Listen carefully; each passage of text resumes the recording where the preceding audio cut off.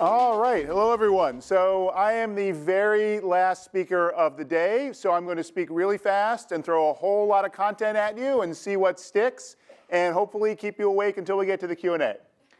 I'm Kevin Werbach. I teach at the Wharton School, the business school at the University of Pennsylvania. I'm a legal scholar by background, but my research area has always been about technology. Been working on blockchain and cryptocurrency for a number of years. I lead an initiative at Wharton on blockchain regulatory and governance issues. I also published a book late last year called Blockchain and the New Architecture of Trust that gets into the notion of what trust is and how it relates to blockchain and cryptocurrencies. Talks about law and regulation and governance. I'm not going to discuss that here because this is a field building workshop. And I want to talk about the issues going forward. What are the questions that we need to ask and think about when we discuss governance as it relates to blockchain and cryptoeconomic systems? And so I want to start with one of the great theorists of governance in history, the famous rival of Alexander Hamilton among the founding fathers of the United States. No, not Satoshi Nakamoto. If you haven't seen the Satoshi versus Alexander Hamilton epic rap battle that was funded by Reid Hoffman of LinkedIn, I encourage you to go look at it after the talk. No, of course, I'm talking about Thomas Jefferson. So Thomas Jefferson, as you probably know, was the primary author of the Declaration of Independence, but he only published one book in his lifetime. It was called Notes on the State of Virginia, 1781, a response to questions by a French diplomat trying to understand just what was this new world and what were these states in this newly emergent United States. And Jefferson at the time was the governor of Virginia. He wrote a book that was basically a kind of a travelogue, a kind of a compendium about the natural resources, the flora and fauna of the state, the people, the communities, as well as his thoughts about things like freedom of speech, freedom of religion, slavery, and the mechanisms of effective democratic governance.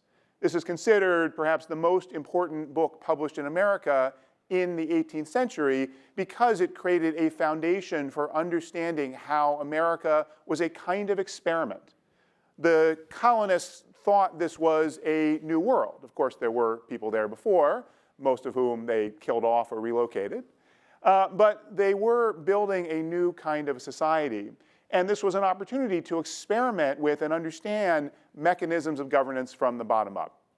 So we're in a kind of similar environment today with blockchain as we think about governance.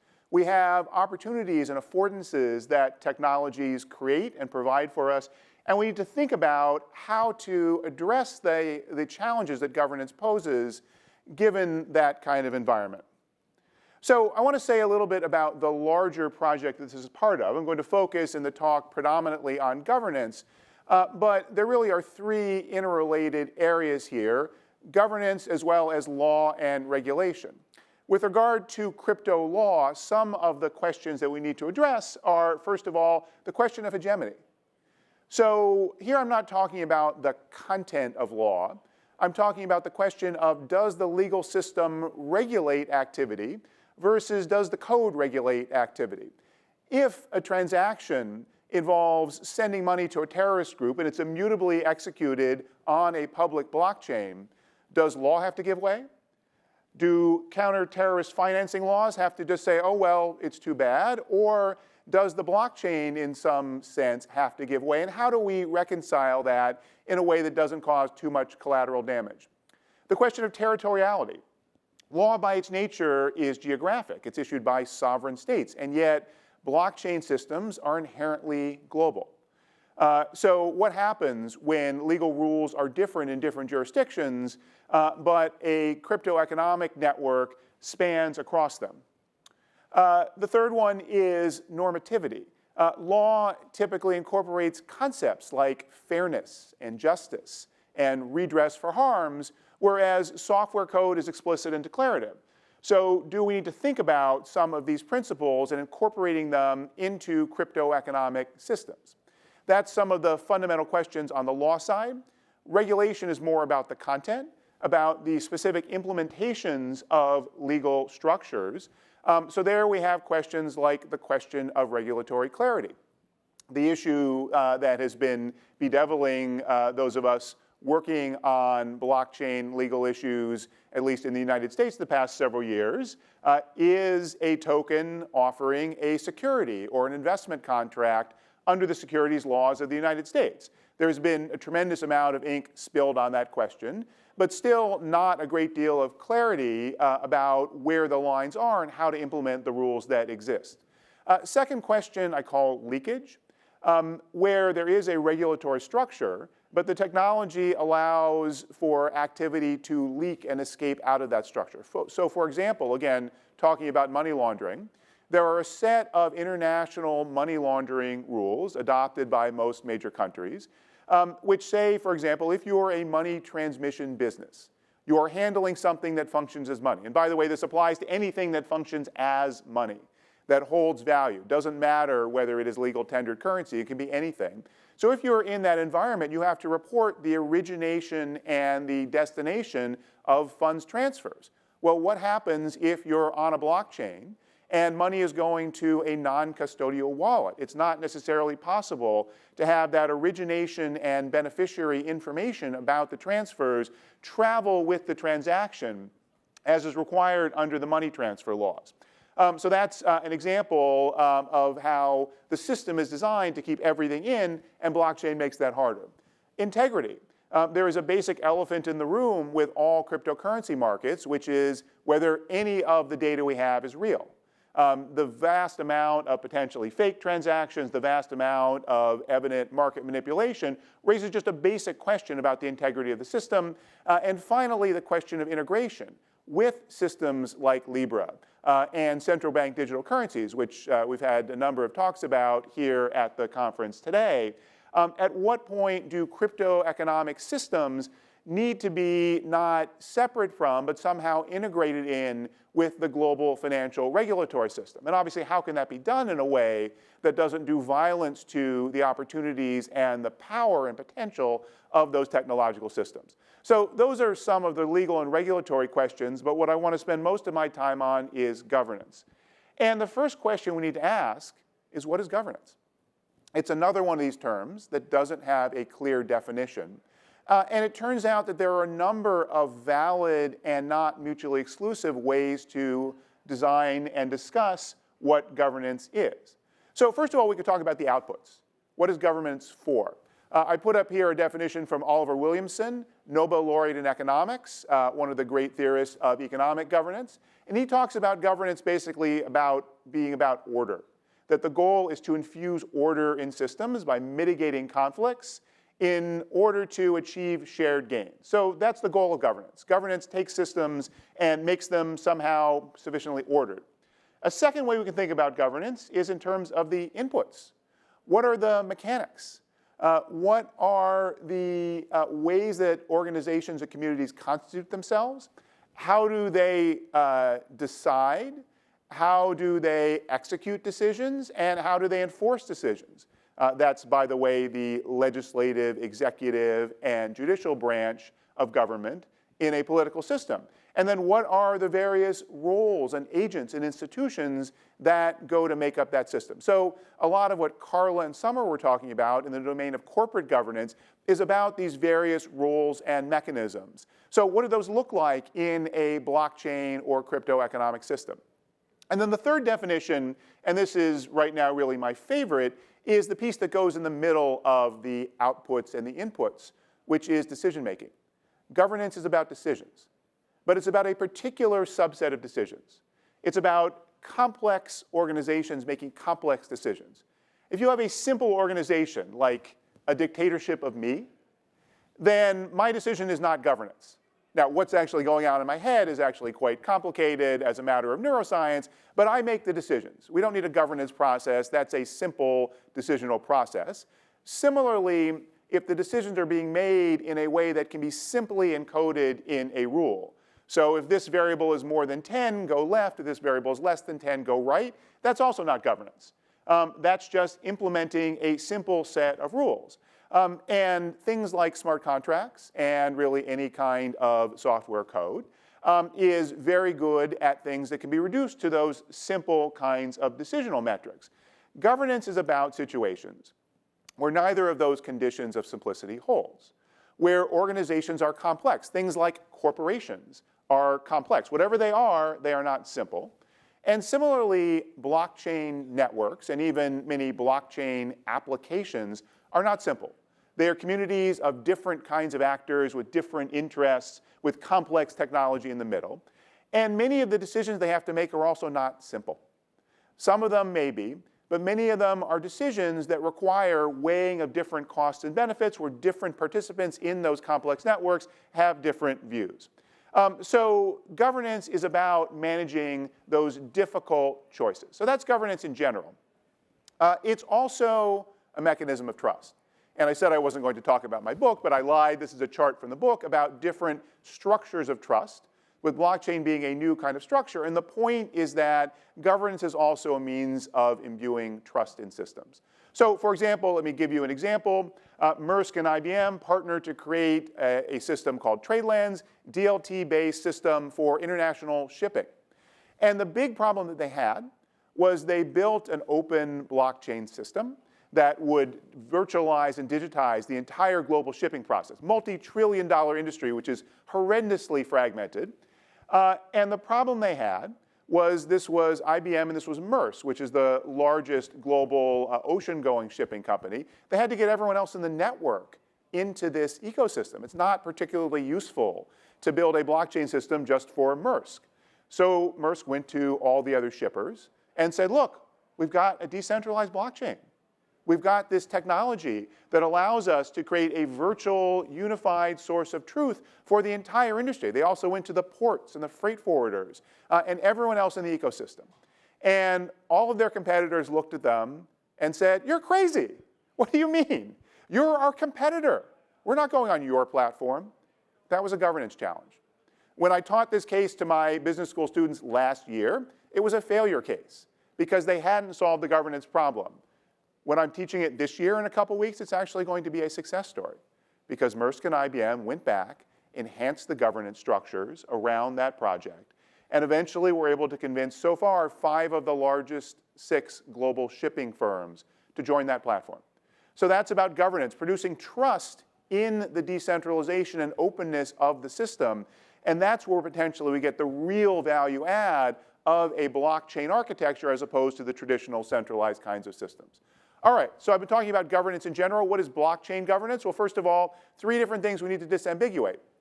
One is governance by blockchain. So blockchains govern. They impose a set of conditions that produces a shared state, a consensus about a ledger. And then that governs by basically determining what is in that ledger. So if you're using a blockchain-based land titling system, that governs the system for deciding who owns what property. Similarly, that involves records and processes managed by different organizations, including governments. So blockchain governance sometimes is talked about in terms of governments using blockchain. I'm not talking about either of those. I'm talking about what comes on top. Governance of the blockchain systems themselves.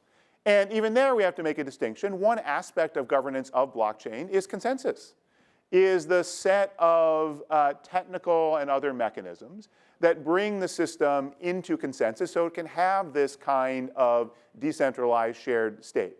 That's the lowest level of blockchain governance. The hard part is what goes on top. And really there are 3 levels. And this division comes from Elinor Ostrom, another Nobel laureate in economics, famously wrote about governance of commons-based systems. And she talks about 3 levels. First of all, operational governance. What are the day-to-day rules that specify what actors can do in the system, assuming everything works as expected? Second, collective choice. When do the rules need to be changed? What if we want to change the consensus algorithm, go from proof of work to proof of stake? What if we want to change the emission schedule for the token? What if we want to somehow make some change in the decisions that requires some collective action? It requires some mechanism of getting together and deciding as a community what to do. And then finally, constitutional choice. what happens when there's an existential change that needs to get made? This is the Dow exploit in 2016 that steals so much funds out of this Dow smart contract that it threatens not just the Dow, but threatens all of Ethereum, and the only viable response, other than doing nothing, is fork the whole blockchain. That's a constitutional choice. That requires something more than just a majority vote. It requires some larger level of consensus. So this is the challenge that we face in blockchain governance, is thinking about how to address these three levels. How do we do it? Well, we have two broad sets of resources to draw upon.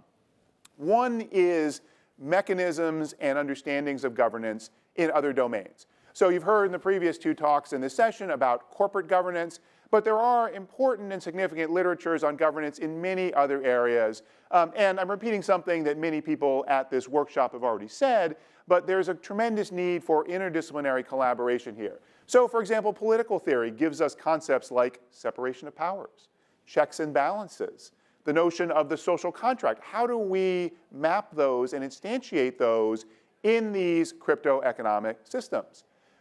In addition to corporate governance, there's a whole literature in information systems about IT governance, which thinks about governance in terms of decision rates. Who can do what? What are the accountability systems around them? And then what are the incentives that apply to them? In economics, there are a whole slew of different concepts of governance, too many to go into now, but significant literatures that have resulted in multiple Nobel Prizes thinking about transaction costs, about game theory, about frameworks, for example, from Albert Hirschman, about exit, voice, and loyalty as options in a governed system. And finally, internet governance, which is actually two completely different streams of experience. One is the experience of groups like ICANN, which have built practices around multi-stakeholder systems. How do you get a whole group of different actors, some of whom are private actors, some of whom are governments, to reach consensus and have a structure for working together in a multi-stakeholder forum? And then the legacy of the Internet Engineering Task Force, things like the RFC process for proposing different changes, and the notion famously of rough consensus and running code to make decisions. So these are some of the things that we need to investigate and incorporate into this debate. We also have a whole set of new tools, though, to bring to bear. Mechanisms that blockchain and cryptocurrencies allow to facilitate good governance, including incorporating the rules of governance directly into the system, in the smart contracts, in the tokens themselves. Mechanisms for signaling, how to indicate what preferences are of different members of the community in a non-binding way. That's something that can be done through ad hoc votes, but potentially signaling mechanisms can get built directly into networks to do that. Compartmentalization. So, for example, we don't all have to choose the same rules. Frameworks like Cosmos and Polkadot create mechanisms where different sub-communities can define specialized governance rules and rely on the cryptoeconomic security of the underlying consensus layer underneath. The ability, as with other kinds of digital systems, to create collectives of people who share interests, who can informally get together to participate in governance processes. For example, in the Ethereum community, there is a network called the Fellowship of Ethereum Magicians, a totally informal, self-organized group that got set up based on a shared interest in Ethereum-related governance activities. They have no formal role, but they are influential in terms of surfacing issues among a technically sophisticated community and participating in the process. On-chain voting mechanisms have generated a great deal of interest, a mechanism that systems like Tezos and Decred are trying to implement to allow the tokens themselves to be used as mechanisms of voting and automatically implementing governance changes. Adding on to that, mechanisms like liquid democracy. One of the great challenges of governance is rational apathy. I don't have the time and energy and understanding to vote for something, so I'm just going to sit it out. Well, what if you could pick others who you think have that knowledge and time, and who you believe in their views and their approach, and you can, on a revocable basis, delegate your voting rights to them. So this is a system that's being implemented in some of these blockchain networks. Systems like quadratic voting that come from people like Glenn Weil and the radical markets community, different kinds of voting structures to represent intensity of views. Mechanisms for dispute resolution. We can build arbitration systems, including decentralized arbitration systems, a kind of computational jury that becomes a duty of citizenship, just like serving on a jury, into the blockchain network itself. And finally, if all else fails, forking, which has a long history in open source, is potentially pragmatic, but is an option in governance which doesn't exist in traditional systems. All right, so that's a whole bunch of options. What do we need to do now? And this is the last thing I'll say, and then I look forward to the Q&A. We need to start where Jefferson did. We need a compendium. We need the basis for a map of the landscape. And so that's something that I've engaged in a project that I'm organizing at Wharton with a group of collaborators. We held a workshop over the summer in San Francisco on crypto governance with representatives of many of the leading platforms, as well as experts from all around the world on governance. One output that came from that is a standardized governance assessment tool. So we're building a kind of questionnaire that can be used to evaluate the governance mechanisms of different projects, networks, and applications on an apples-to-apples basis. So if you want to understand how does the Ethereum community approach these governance questions, and frankly, you'll get different answers from different people in the Ethereum community. Bitcoin, it's even harder. But at least to be able to understand that and map it out in a way that it can be then compared with other projects and systems, that I think is an important starting point. So the last thing I'll say is this is an ongoing effort. It is a community effort, and anyone who's interested in blockchain governance, we are now getting to the point of having finalized this document, starting to think about going out and bringing data together and collecting it from different projects. I would very much welcome your contribution on this or any of the other things that I've described. Thanks very much.